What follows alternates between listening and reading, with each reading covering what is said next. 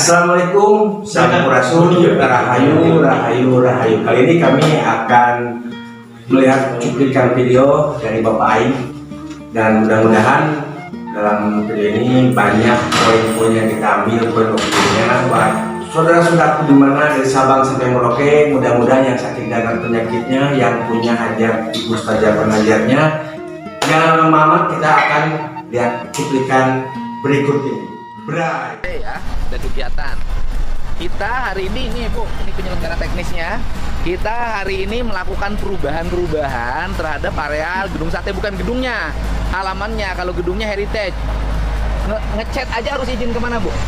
Izin ke Balai Kebudayaan. Nah, jadi ngecat saja di gedung sate harus izin ke Balai Kebudayaan, Pelestarian Kebudayaan. Terus bahan catnya harus menggunakan tim ahli dari mana? Catnya sama Balai Pelestarian Kebudayaan disarankan. Tim ahlinya disarankan dari Jerman. Iya, catnya dari Jerman.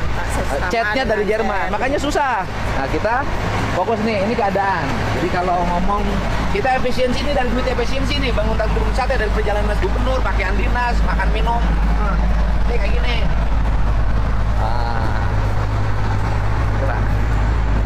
Ini arsiteknya. Bapak siapa Bapak? Saya Sigit Pak, saya dari ITB Pak. ITB. Ya. Nah ini halamannya nanti ditata. Ini nanti kita Bu ini dirubah, dipapingin aja biar lebih menyerap. Nah ini dirubah. Oh udah kayak gini nih, ini gedung satu udah kayak gini. Tuh. Ini pusat ibu kota provinsi Jawa Barat, pusat pemerintahan kayak gini nih keadaannya. Sini ini Bu penyelenggara teknisnya. Pasti kan orang tada tuduh nih. Ini proyeknya kepala bironya dapat fee, pasti itu pikirannya Ibu ya. Orang-orang kan masih begitu Pak. Makanya kita kalem aja, orang kita nggak ngapa-ngapain, sesuai normatif aja. Nah, ini karya yang lagi dibicarakan. Jadi kalau karya tidak dibicarakan berarti gagal. Jadi kalau hasil karya dibicarakan berarti berhasil, gitu loh. Ini lagi dibicarakan karyanya. Ini karya yang lagi dibicarakan. Nanti di depan nanti kita minta penjelasan itu apa nama karyanya. Jadi ini yang gambar bukan saya. Kalau di Lembur Pakuan yang gambar saya. Nggak dipakai gambar. Kalau di Lembur Pakuan itu karena itu pribadi cuek saya, karena tidak perlu lelang. Pokoknya urusan anak saya jeung Mang Edi, teman. Nggak pakai gambar. Rumah-rumah saya nggak pakai gambar, gapura nggak pakai gambar. Kalau di sini harus, karena harus ada namanya Dede. Dede Bu ya? Dede itu singkatan dari dead. Ini. Iya Bu ya. Nah, ini yang lagi dibicarakan. Oke. Ini Bapak, sebentar dulu, sebentar. Ini apa? Maknanya apa? Iya Pak. Jadi ini kan kita bicaranya bahwa gedung sate itu kan ya milik masyarakat Jawa Barat. Ya. Nah kemudian gedung sate sendiri Pak dirancang itu dengan model percampuran Pak, ya, antara arsitektur Eropa dengan arsitektur lokal Pak. Lokalnya. Waktu itu Ya. sudah lah ya, karena jendela ya. Ya, jadi ini banyak unsur-unsur arsitektur Eropa, tapi juga banyak arsitektur lokalnya Pak. Oke. Ya, seperti mungkin kita lihat di pintu masuk itu dengan model-model candi seperti itu. Bahkan di tengah-tengahnya itu Pak, itu ada relief seperti candi begitu Pak, di tengah-tengah itu. Ya. Jadi kemudian itu menjadi salah satu referensi lah ya, bahwa kita bagaimana membentuk katakanlah suasana komplek gedung sate ini juga memiliki jiwa Jawa Barat, ya, Sunda, tapi juga bisa bagaimana bisa mewarnai pola gedung sate. Nah, kurang lebih, nah ini yang kami coba tawarkan itu model candi dengan trap seperti yang ada Pak. Kalau model sandi ada yang ngomong lagi, ini nggak ada kaitannya dengan filosofi kesundaan, katanya begitu. Ya Pak, jadi kan ini kami gini Pak, dalam rangka membentuk ini ya, kami juga melakukan riset Pak ya. Ya. Jadi komponen pagar, komponen gapura itu mana sih yang masih eksis di Jawa Barat ya, yang secara memiliki warisan budaya. Dan komponen gapura yang eksis itu adalah gapura Kacirbonan. Ya, nah, Cirebon itu Jawa Barat Pak. ya, nah itu yang kami coba angkat Pak. Jadi itu, dan kemudian bagaimana penerapannya di gedung sate. Ternyata kalau kita lihat ada istilahnya seperti presiden-presidennya bahwa Oke. ternyata di gedung sate pun ada komponen-komponen yang ya katakanlah bisa menjadi referensi bagi dapura ini dari Cirebon ke Jawa Barat. Nah, yang berkembang menjadi wacana kan adalah Candi Bentang. Nah, Candi Bentang itu kan candi apa namanya? Candi Bentang. Iya. Itu kan ada di kebudayaan Majapahit, Iya. Mataram, Iya. dan Demak, Iya. dan kemudian di Kacirebonan. Nah, akhirnya kan ada di Kacirebonan. Iya. Artinya bahwa ada unsur kebudayaan masa lalu yang itu hari ini menjadi kebudayaan Sunda, Iya. yaitu kebudayaan Kacirebonan, dan hari ini diakomodir menjadi salah satu khas, Ya. gitu kan?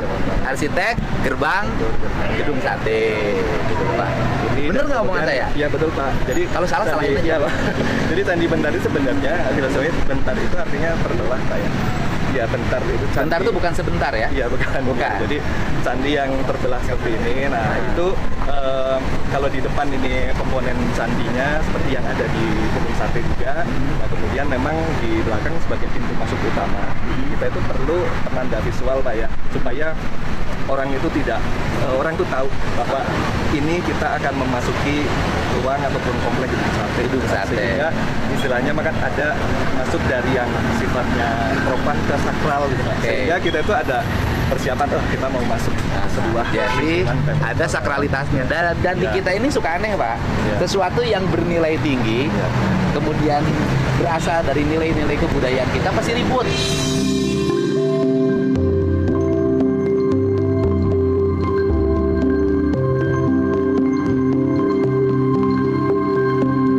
Nah, tapi kalau ini nggak pernah diributin tuh, coba itu maknanya apa?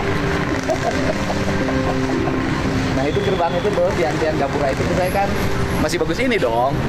Pak, ya. Tapi tidak berarti bahwa ini jelek ya. Gitu loh. Jadi kami dari Ini kita jelasin arsitektur satu-satu ya Pak. Ini maknanya apa? Ada segi empat, kemudian lekuk. ya Pak. Jadi ini sebenarnya kami juga ada ibaratnya ada sentuhan teknologi Ya. kita ya dalam Ya.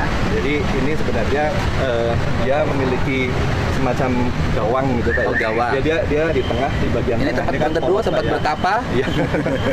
Nah, jadi ini tuh ibaratnya ini tuh kan ada konsep kepala, badan dan kaki. ini kepala. Ya ini yang kepalanya Pak. Ini kepala ya? kepala, Ini mahkota? Mahkotanya Pak. ya. Ah, Jadi, ini badan. badan ya. Ini kaki. Oke gitu Pak. Ya jadi ya bagaimana sih badan ini ya kita ini ibaratnya badan ini dijaga oleh sesuatu yang apa di kanan kiri. Kanan kiri ada yang Ya, jaga. ada yang jaga gitu Ah. kokoh gitu Pak. Lahir batin, dunia akhirat. Ya, Pak. Iya Pak. Iwari bihari. Iya, Pak. Ayeuna poe isuk. gitu. Hakikat Ya, syariat. ya. Syariat hakikat, torekat marifat. Ya. Ini Ya, bahan bakunya apa Pak? Ini bata Pak, namanya bata interlock Pak.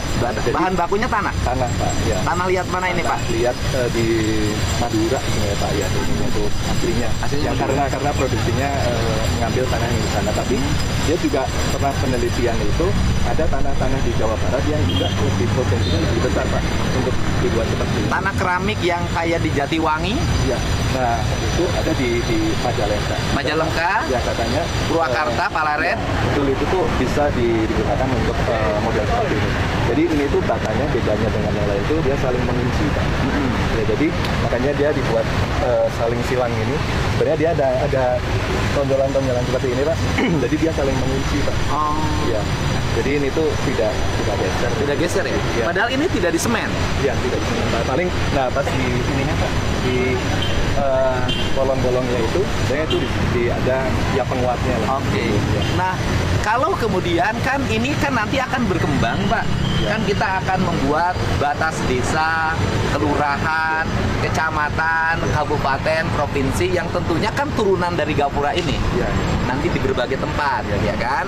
Nah, bahan bakunya kan bisa menggunakan tanah. Kan sekarang industri genteng lagi menurun, Ya. industri bata juga lagi menurun. Ya. Bisa dong mereka bisa bangkit. Ya. Nanti kita teliti tanahnya, strukturnya kuat nggak? Ya. Mereka kan bisa mengerjakan ini.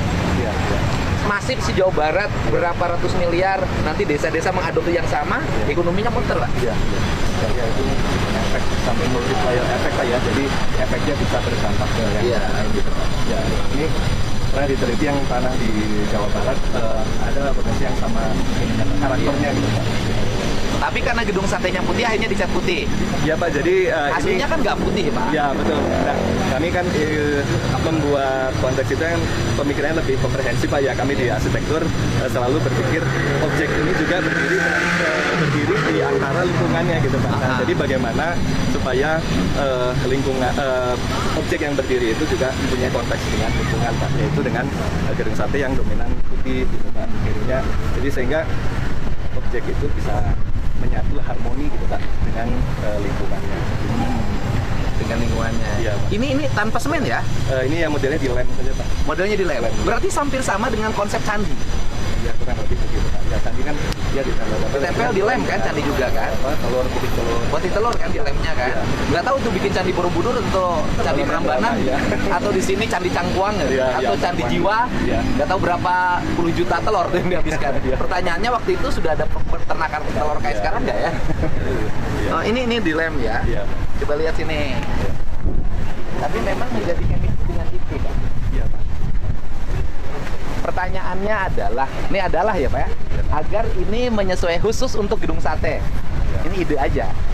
Boleh nggak ujungnya ditambah itu tuh Pak, tusuk yang ke atas, Sate, iya ya Pak. agar chemistry. Oh ya, ya mungkin bisa. Bisa nggak? Ya. Dari sisi arsitektur. Ya, ya. Artinya kan ini khusus untuk gedung sate aja. Kalau di luar lain kan mungkin nggak usah. Tapi khusus untuk gedung sate, boleh nggak kalau saya punya ide, itunya tuh Ya, satenya itu Pak ya. ada nah, pertanyaan saya, sate di atas fungsinya apa secara arsitektur? Oh, itu untuk penangkal petir Pak. Ya, jadi kan ini bangunan tinggi Pak ya. Ah. Nah, dia harus ada penangkal petirnya. Itu Ya. untuk penangkal petir. Ya. Artinya kalau dipasang di sini dari sisi fungsi nggak tepat. Ya. Oke. Cuman kan pemahaman orang kan menjadi khas Ya. gitu loh kan. Padahal itu adalah penangkal petir. Cuman secara estetik pinter. Ya. Walanda bikin tusuk penangkal petir. Kan yang disebut tusuk sate itu apa artinya? Ya. Gedung sate itu karena ada ujung itu. Ya, mungkin untuk memudahkan ini Pak ya, persepsi orang gitu. Ya kan gedung sate itu disebabkan karena ada penangkal petir yang mirip tusuk sate. Nggak ada kaitannya sama gedung. Nama Belandanya bukan gedung sate. Nah, nama Belandanya gedung apa? Government bedrijf. Government. Bedrijf. Artinya Artinya itu kalau tidak salah sama kalau government pemerintahan, Ya, bedrijfnya pusat pemerintah. Nah, ya itu kan konsepnya kan sampai ke depan sana Pak ya, tempat pusat pemerintahan. Mereka itu kan gini, pemerintah Walanda itu kan tidak bangun gedung sate dulu. Dia bangun gedung pusat pemerintahan di Keresidenan di Cianjur. Kan ada di Purwakarta juga, ada di Cirebon, ada di Garut. Nah kemudian terakhir gedung Pakuan gitu. Nah ini katanya dulu dipersiapkan untuk menjadi ibu kota pemerintahan negara. Iya. Katanya. Nggak tahu bener nggak? Betul Pak. Ya, jadi sudah ada master plan-nya Pak ya. Jadi gedung sate ini kemudian kanan kiri, kemudian ke depan sana tuh sudah ada bangunan-bangunan lainnya Pak, yang memang direncanakan untuk pusat pemerintahan. Karena kan di Jakarta. Nah ini kan boleh dong. Ini kita lihat. Ini kan bangunan dibangun pemerintahan yang ke sini. Bisa nggak sih Bu direnov depan-depannya? Ya minimal menjadi chemistry dengan gedung itu. Ya. Ya, memang Pak, dulu Kan itu tuh sebelah tuh. Iya. Gedung PT Pos Indonesia tuh. Sebelah PT Pos Indonesia. Ya kan? Tuh PT Pos Indonesia kan sebelah. Ini kan maksud saya ini direnovasi mirip itu. Jadi ini baru nyusun. Jadi jangan gedung itu dengan gedung ini beda.